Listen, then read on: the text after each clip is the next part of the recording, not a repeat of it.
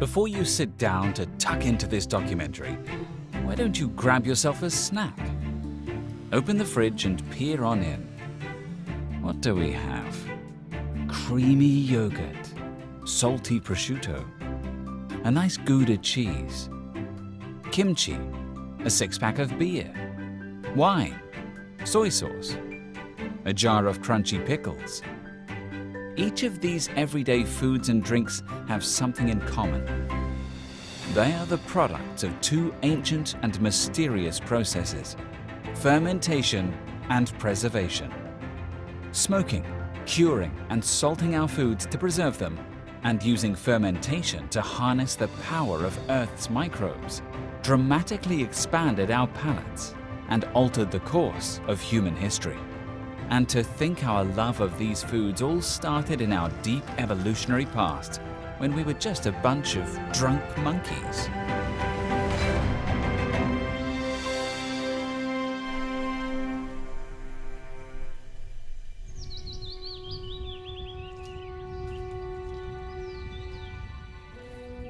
For millennia, humans have sustained themselves through a practice that they thoroughly enjoyed but did not understand.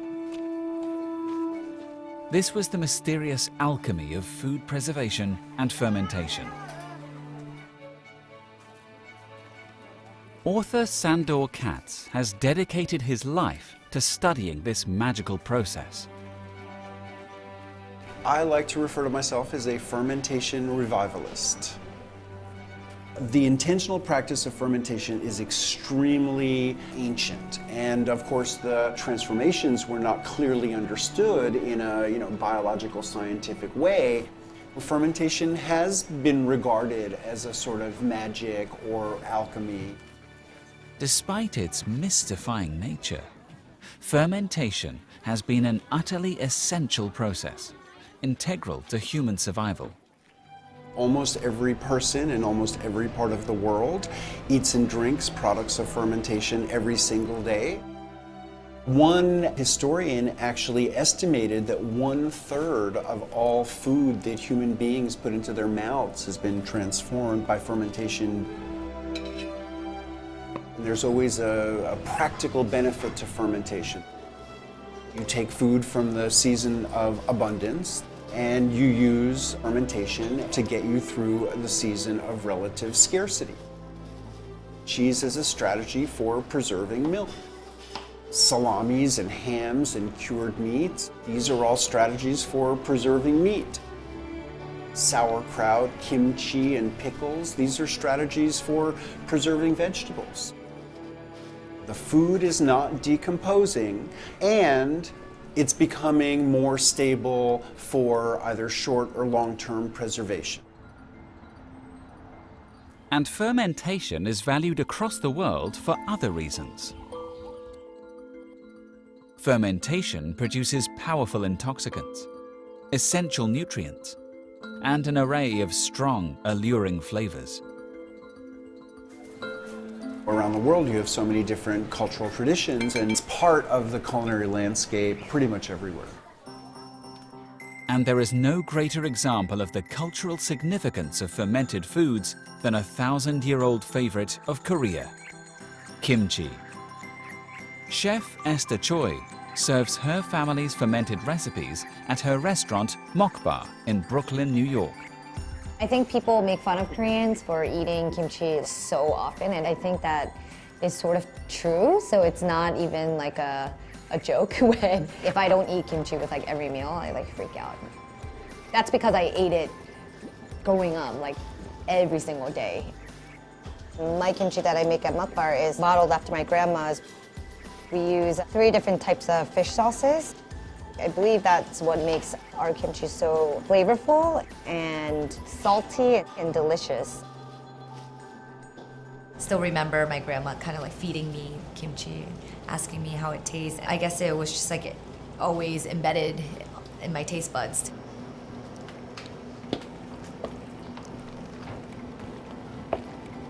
Pretty damn good. Every one of my dishes showcase fermentation. A lot of it is these ingredients that have been preserved for many months. It's so important preserving food because not only that it lasts a long time, it's so healthy for you and it just tastes incredible. You can almost taste the age. These are how our ancestors survived the cold winters, by preserving vegetables and seafood and meats. And now it's just become such an art form. Ooh, yeah. Thank you. Oh, more things. Oh, yeah, look at all these different kimchis. People using the power of the microorganisms have, transformed the raw products of agriculture into unrecognizable forms. They smell so different. What has, transformed those products are yeast and bacteria and molds, the microbial agents of fermentation.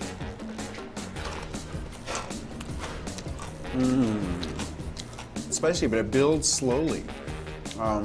Really nice crunchiness.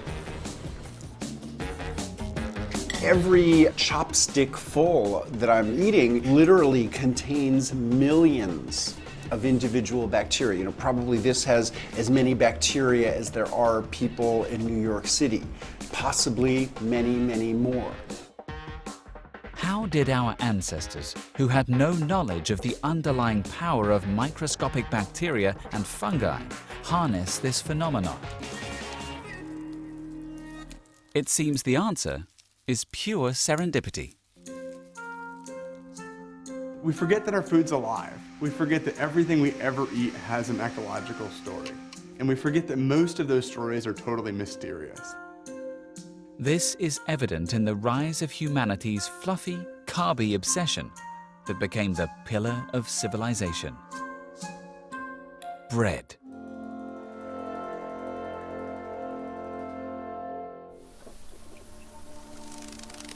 Many scholars believe bread making may go back to Neolithic cooks, with the oldest traces of bread dating back to 14,000 BCE. Prehistoric humans likely made gruel from water and crushed grains, and cooked it on stones by the fire, much like the naan, roti, or tortillas of today. But how did we get from simple flatbread to this fluffy loaf? It all began with a fermented bread we call sourdough. Historically, all breads that people were eating that weren't flatbreads were sourdough breads. Sourdough bread starts somewhere in the Near East or North Africa. The first sourdough bread we know of for sure is the sourdough bread that we see in Egyptian depictions.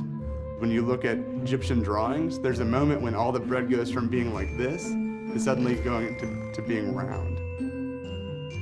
People somehow discovered the art of fermenting flour and water to make a starter.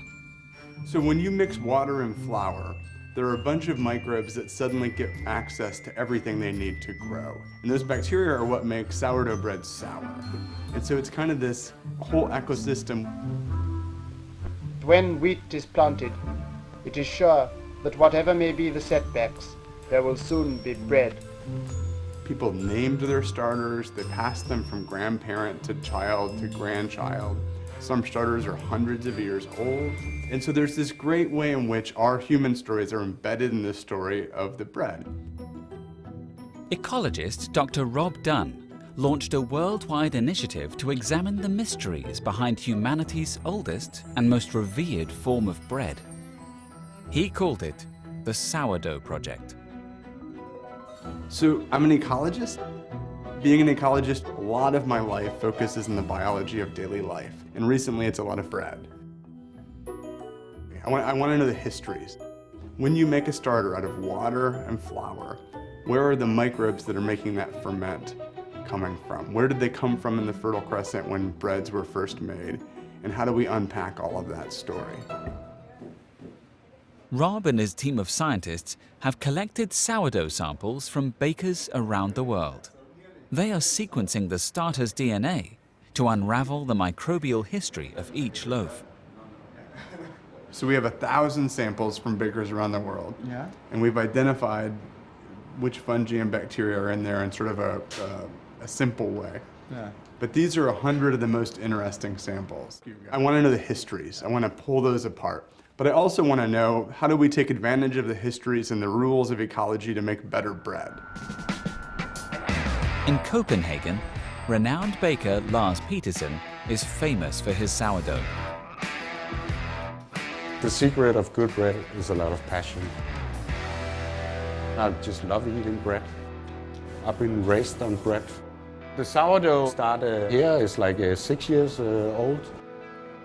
We got to remember it's a live thing, you know, working with sourdough and bread making.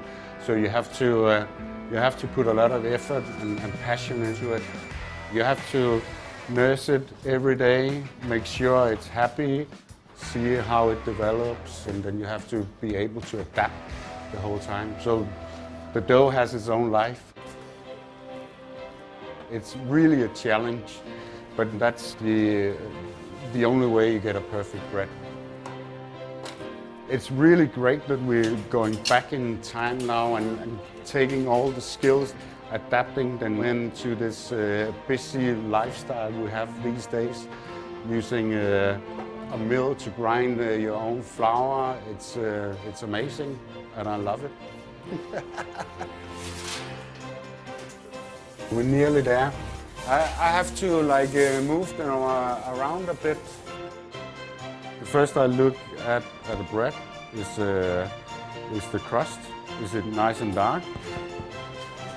And you can just smell the fresh grains, freshly milled.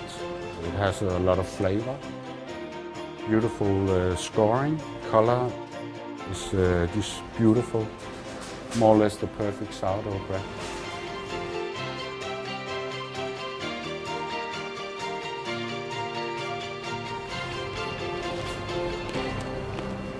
Awesome.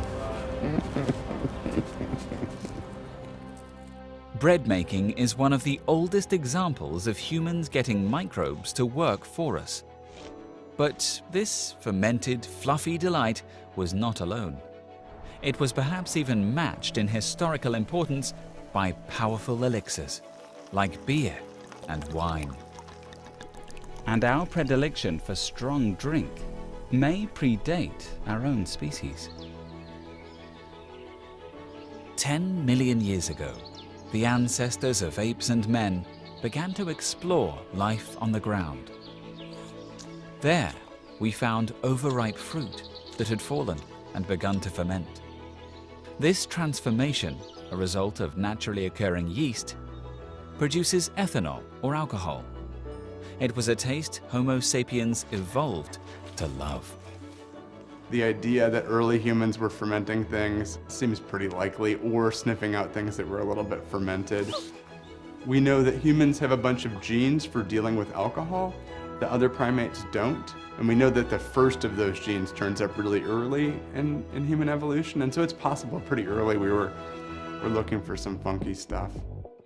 This gene, from deep in our evolutionary past, paved the way to one of our favorite pastimes: boozing.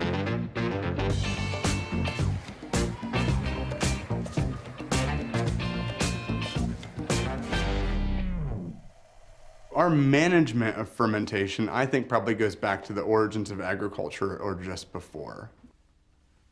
So what we're looking at here, we have two different varieties of barley.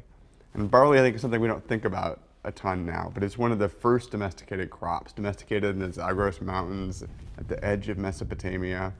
Early agriculture would enlighten humans to the potential of fermentation. Farmers figured out, if you put this in water with some magical microbes and a few other ingredients, you could make beer. Imagine yourself in a small community, you're making some kind of morning porridge out of barley, and you leave it out too long. And it starts to get a little hoochie. Maybe most people wouldn't then say, I'm gonna try it. But someone's crazy uncle did. He would have called a neighbor over and said, hey, I just drank a bunch of this stuff. I feel fantastic. And so at some early point, that gruel started to be made intentionally. The desire to produce beer was one of the catalysts of the agricultural revolution, and beer was far from alone as the quencher of our alcoholic thirsts. In Georgia, 8,000-year-old earthen jars of wine have been discovered in the deep recesses of caves. The Egyptians made at least 17 types of beer and at least 24 varieties of wine. In ancient Mexico, the people drank a mild wine named pulque, fermented from the sap of the agave plant. But our preference for fermented beverages wasn't purely as a social elixir and provider of merriment. The other thing that would have emerged pretty quickly is that people who were drinking beer were less likely to get sick, because the process of making the beer was fermenting the grain. It becomes a drink that's not full of pathogens, that you can make lots of and store up. And it's a way of water treatment before water treatment was available. Soon, it was being produced in huge quantities. It was a kind of money, it was a bartering chip. It could be moved from place to place, and civilization transformed around it. And so beer is a kind of a foundation stone to good living. And time has done nothing to dull our taste for beer. In the small town of Vlezenbeek, Belgium, lies a shrine to the ancient tradition of brewing. I'm Dirk Linnemans, sixth generation of this family-owned brewery. It all started in 1822 when one of my grandfathers married the daughter of the brewer farmer of this building. Belgium is one of the world's most renowned beer brewing nations, with traditions going back centuries.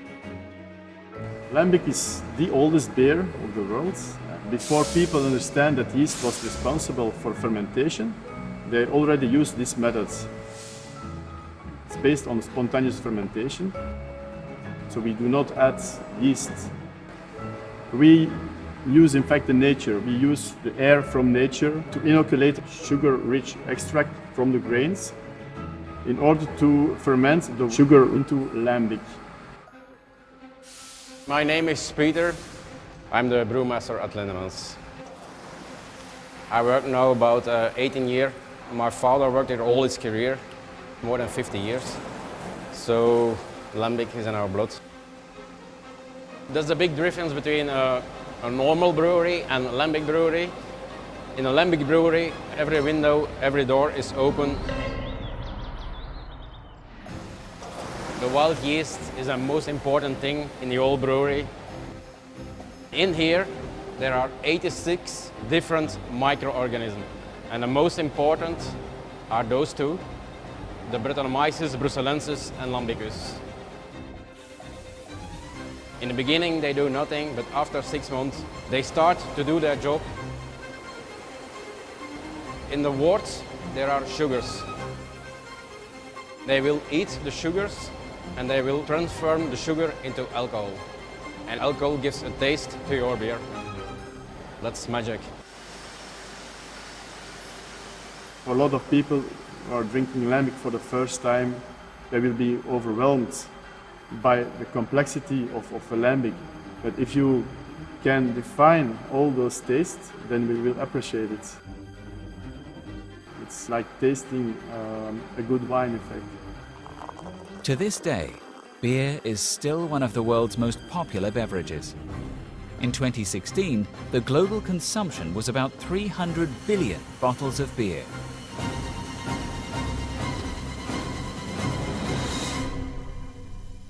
The lambic is such a story. You're drinking history, let's say. Yet there are only 9 lambic breweries left in Belgium. And families like Lindemans are guardians of the flavors of a bygone age. It's the old Keus, the mother of all beer.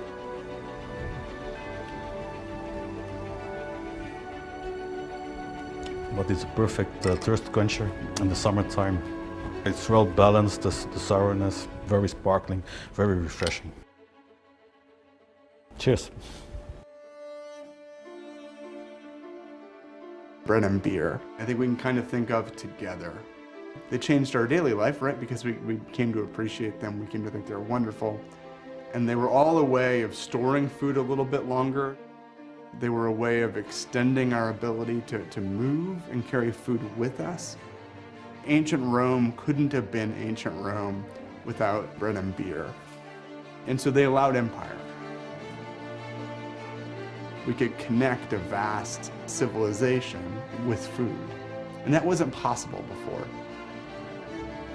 Our harnessing of these invisible microscopic yeasts and bacteria not only transformed our food, it transformed our culture. Since the dawn of agriculture, bread and beer were staples of the human diet. But humans cannot live on carbs alone. Fruits, vegetables, and proteins are needed to survive. And one of humanity's greatest challenges has always been the inevitable decay of the food we caught, collected, or grew. Fermentation is just one way to extend shelf life. There were other, equally important methods of food preservation. Historically, foods have been preserved any one of a number of ways. You can dry food, you can salt it, you can put some sort of an acid on it, and that's pretty well it. In the frozen parts of the world, inhabitants understood that by keeping their food cold, it would last longer. Dry curing with the power of the sun or smoking are the oldest of our traditional methods of preservation, dating back at least 12,000 years.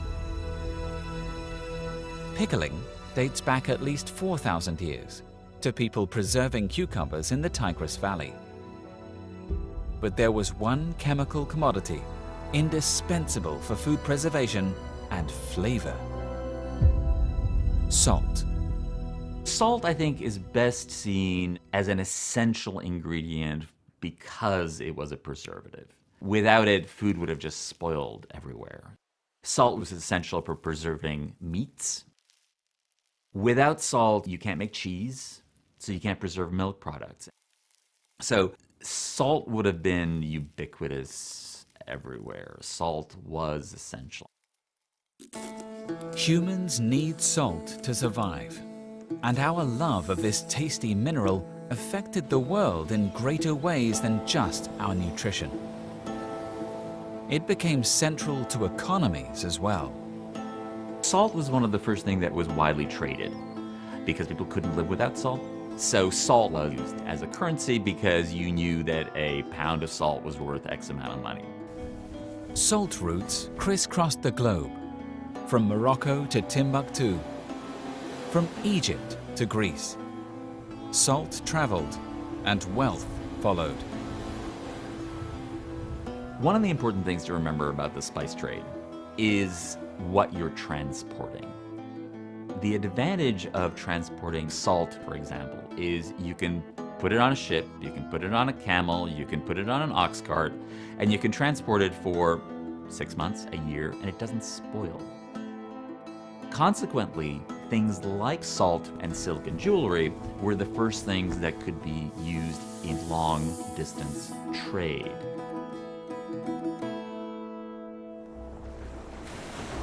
Trade and exploration began to explode in the 1400s. Men began to sail historically unfathomable distances in search of salt and spices. It was this blossoming desire for new flavors that propelled humankind into a new era of culinary expansion and an age of exploration. Award-winning chef J.J. Johnson uses his kitchen to express culinary traditions expanded by the age of exploration. His dishes have been inspired by ingredients and tastes from all over the world. My mom's mom is from Puerto Rico. My dad's mom is from North Carolina.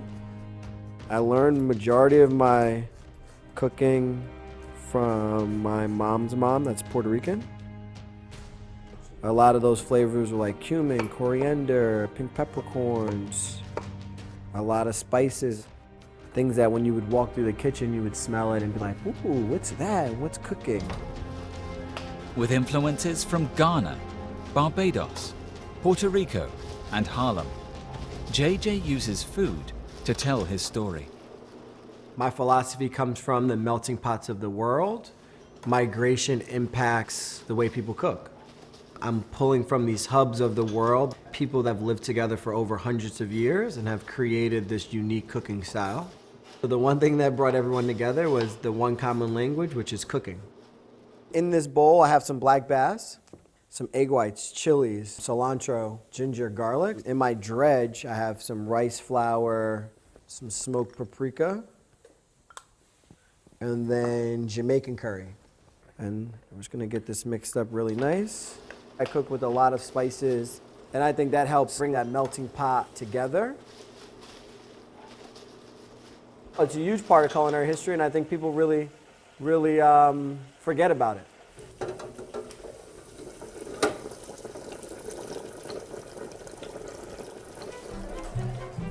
What we consider everyday spices actually have long and complicated histories.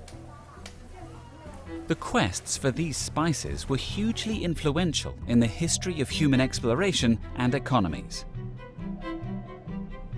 What Europeans refer to as the Age of Exploration begins in the 15th century as the European countries went west.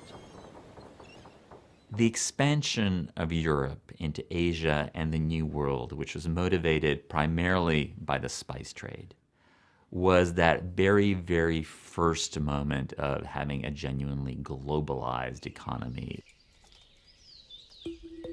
The arrival of Christopher Columbus in the New World changed everything. European settlers brought foods and flavors from home to the Americas. And new and exciting commodities flowed from the New World to the Old. The unprecedented level of trade and immigration would come to be known as the Columbian Exchange.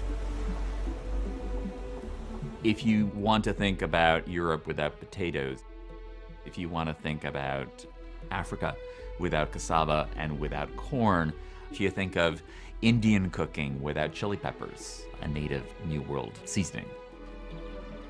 There were no cows in the New World, so you couldn't have milk and cheese. The Columbian Exchange was probably the single most influential event in possibly recorded history because it changed the cuisines and the staples of whole continents. I'm a child of the diaspora. I'm made up of all these different places. Each dish that I'm cooking represents something of who I am. I would say like the food of my childhood and then my travels.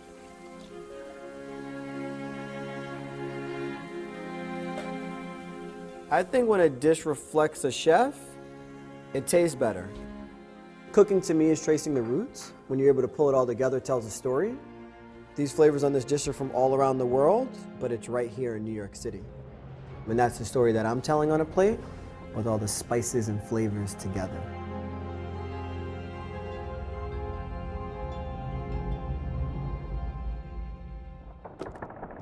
Despite the tasty rewards, the Age of Exploration was not an easy one for the sailors involved.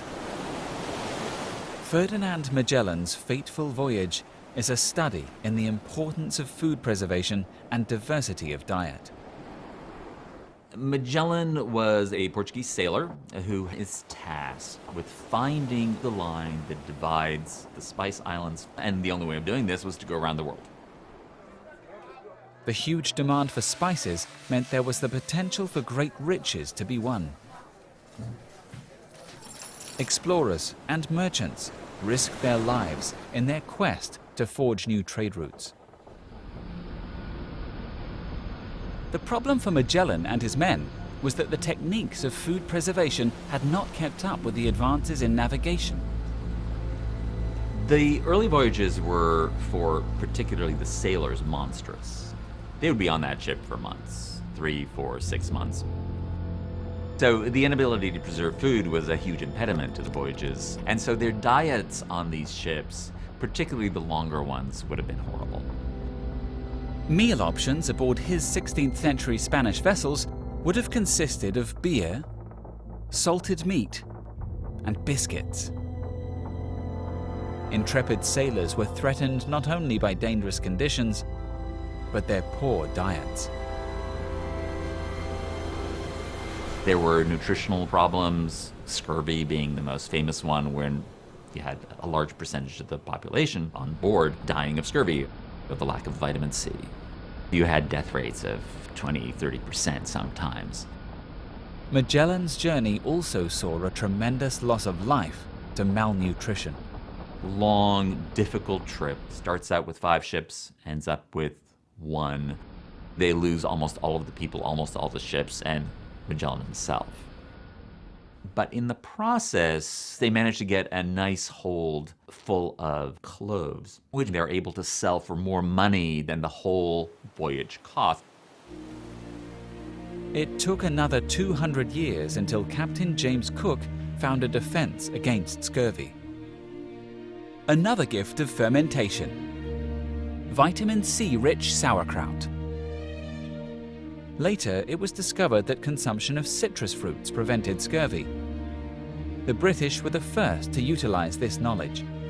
While limes helped to eliminate scurvy in the Navy, it was responsible for a notorious nickname: limey. Trade and exploration forever changed the diet, tastes, and cuisines of the world to what we know today. But age-old problems of spoilage still plague the new ingredients being shipped across the globe. Fermentation and the traditional preservation techniques couldn't keep up with a newly mobile populace. Necessity inspired new inventions. Beginning in the 1800s, technology began to develop at an unprecedented rate. And over the next 2 centuries, the first modern methods of preservation emerged: canning, refrigeration, and chemical preservatives. These are new means in a long tradition of prolonging the life of food to sustain our own. The food we eat is shaped by geopolitics and governance and the movements of people, but it's also shaped by culture and deep human evolutionary histories, because those are all embedded in our foods too. And so these are always at play. I think that's an exciting thing about food culture today, is that we value culinary traditions more than we did 10 years ago. Bakers and chefs are super into it, and so there's a real opportunity to think better about it. While ancient methods are deeply tied to our history and culture, food has changed more in the last century than in the previous 100, ushering in a new age: the industrialization of food.